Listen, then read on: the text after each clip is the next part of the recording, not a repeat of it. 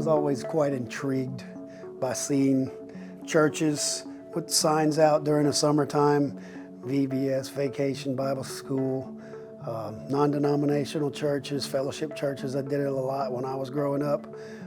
I don't recall Our Lady of Mercy doing anything like that. We did have some camps, but I was envious because I'd come to my grandmother's house and Zora would have theirs out there and there'd be just kids littered the parking lot, games and rides. And it's like, wow, it's just like a fair the whole time.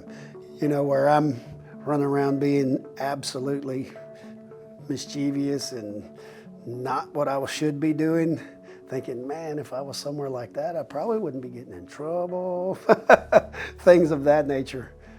And then when I was in not junior high, I was a sophomore or junior, I think. They brought on a new coach that was extremely godly man. And he set it up for all the athletes to go to a fellowship of Catholic Christian athletes camp. Well, I was like, well, that's not in my cards. That costs money, And then out of the blue, and I still to this day have no idea where, myself and a friend of ours were sponsored by a Struma Baptist church.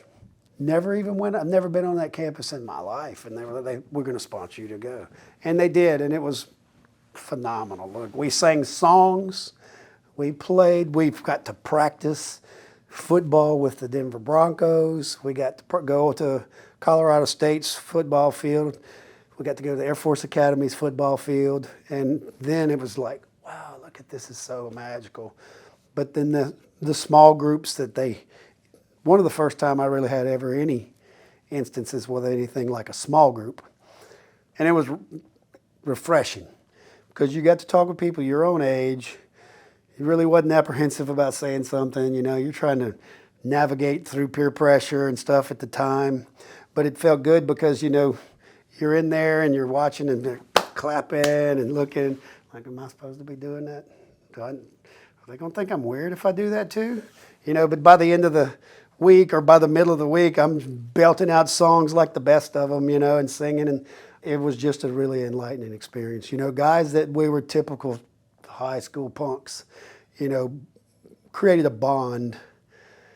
Children are not delivered to humans on this planet with an instruction booklet. If we allow them to be happy in a place of worship, then they'll receive what we're teaching. And that's what we're teaching, to pass down our faith through multiple generations. And I do think we do a good job of it. I do think that we do a poor job of, not we in general as a church, but we as people do a poor job of overreacting when you see some child that may be a little unruly. So, I think it's important to allow children. We've got a good set of children in this church, and I love seeing more and more of them come. And I think it's important to allow them to be kids with borders, a little bit of discipline. And the way we do that is we have small groups for them. We have missional items we can do, teach them a little bit of a responsibility, instill a little bit of discipline. They're not going to be perfect. But VBS, I think, is a good place to get all these kids in one place, let them get a little haywire, see how they're going to act, and let's hope we react accordingly, because their future and the way they're going to act next week or whether they come back again is going to be dependent on how we act towards them. And as adults, we all have choices, and hopefully our choices will be to nourish them and make them want to come back, or even so more important than that, make their parents want to bring them back. That kid is very malleable, and when you upset him, he's going to be upset for at least 5 minutes, but that parent might never come back. So, it's just important that we take our time to do that.